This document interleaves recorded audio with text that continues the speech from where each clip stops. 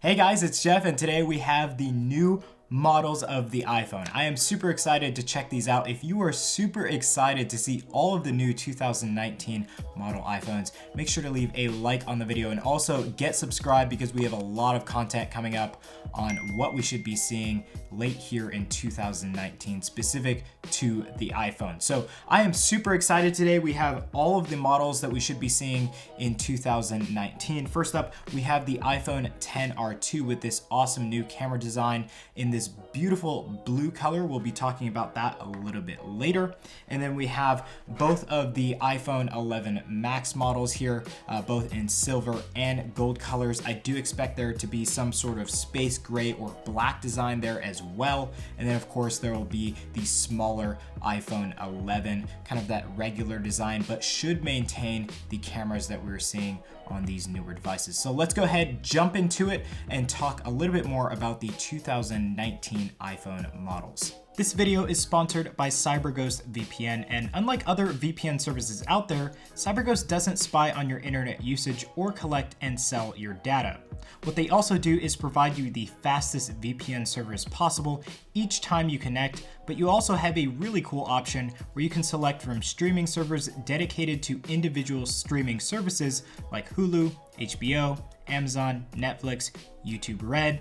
You get the idea. So go check out CyberGhost VPN in the video description below. They can support your iPhone, Mac, PC, and Android devices, all for just $2.75 a month. Okay, so the upcoming changes will of course include new model numbers for the upcoming iPhones, and the first model number will be D42. That will be the iPhone 11. Basically what we have in the iPhone XS, that will be the replacement. So it will be the iPhone 11, just that kind of in the middle size and design, but still on the premium iPhone kind of trio here that we see with the iPhone XR and the iPhone XS and XS Max lineup. So that will be right in the middle there. And then the next model will be the D43 model, which will be the equivalent to what we're seeing now in the iPhone XS Max. So this is the iPhone XS Max from this year, and this will be the upcoming iPhone 11 Max, which will be replacing this device. So let me know in the comment section down below what you think of these designs here. I personally love the new camera design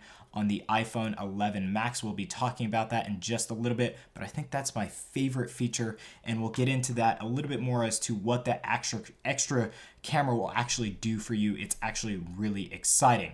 And of course, the last model number is N104. That will be for the iPhone XR2. I am personally super excited to see the iPhone XR2 because I think this device is going to be the most popular device of 2019 if Apple really pushes the specs on this device and really kind of tailor makes it to compete with a lot of other Android devices out there at a similar price point.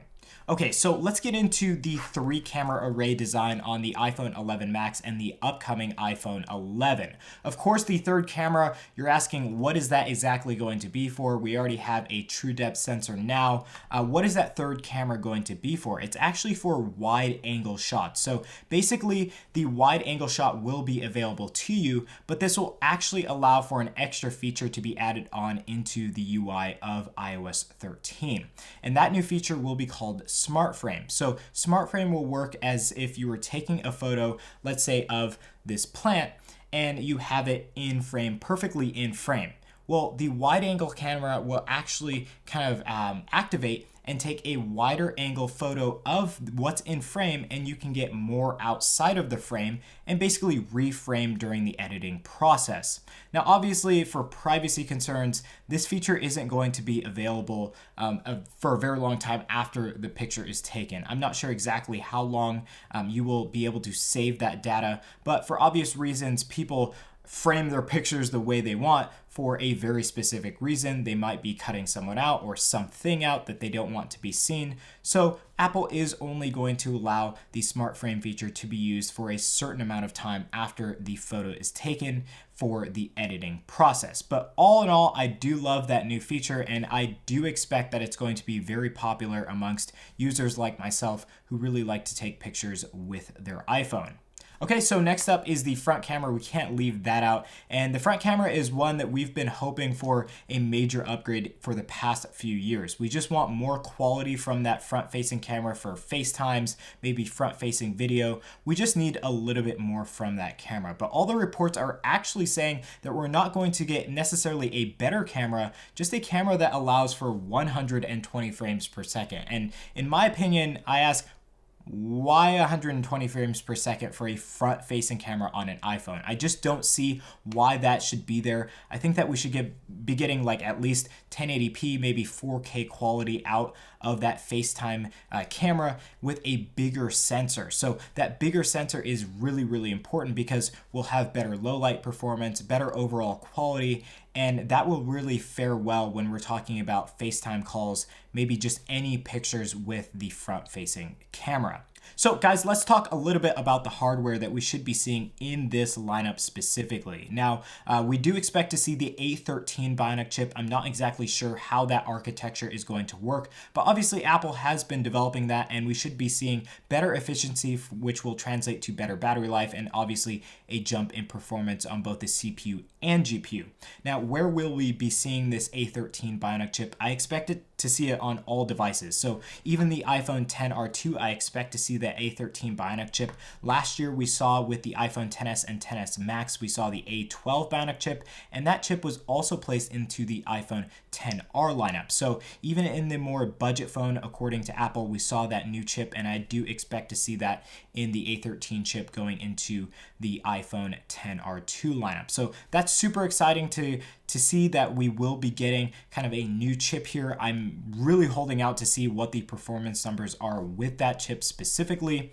And along with that hardware performance, obviously we'll be getting new cameras for the iPhone XR lineup. I expect to see this 2-camera array be very similar to what we're seeing in the iPhone XS Max lineup. So I don't expect to see much of an upgrade from the iPhone XS Max in the iPhone XR2 specific to the hardware for the camera, but hopefully we do see just a little bit bump in quality.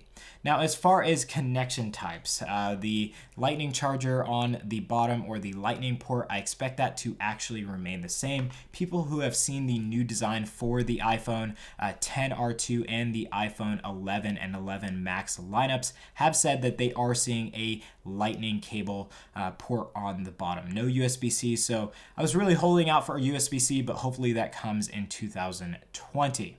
Now, as far as the hardware for the screen for the iPhone 11 Max, 11 and 11 Max, we're expecting to see the OLED Retina display. In reports that we've seen lately, we're seeing that there's not going to be any performance jump as far as how many pixels are displayed on that screen.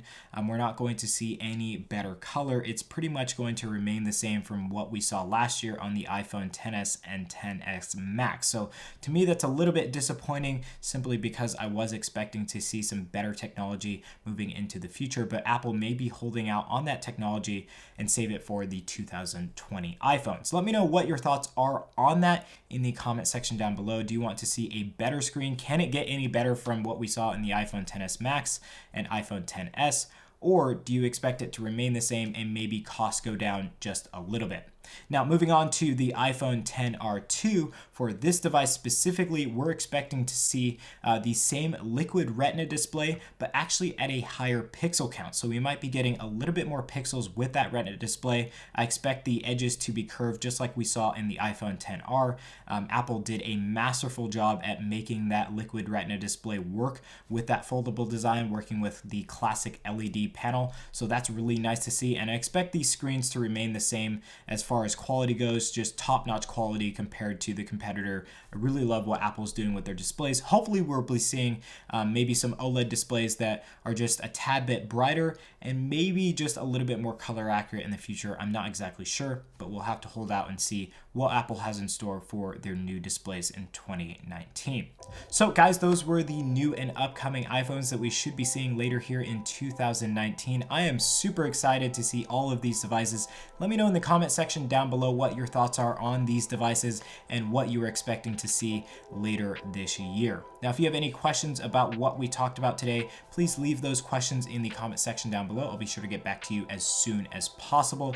I'd actually love to get your opinion on what the design changes, like do you actually like the design changes that we're seeing now, or are you expecting a little bit more? Let me know in the comment section down below. But guys, yes, those were the new iPhones, the iPhone 11, the iPhone 11 Max, and of course that beautiful iPhone XR2 that should be, I think, taking the stage later this year and actually stealing the show if the price point is right and the features are right with that XR2. So guys, thank you for watching this video. Hopefully you liked it, and if you want to get more content like this in the near future, make sure to get subscribed and also hit the bell button to get updates as soon as that content is released. Again, thank you all for watching, and hopefully I'll be seeing you in some upcoming content.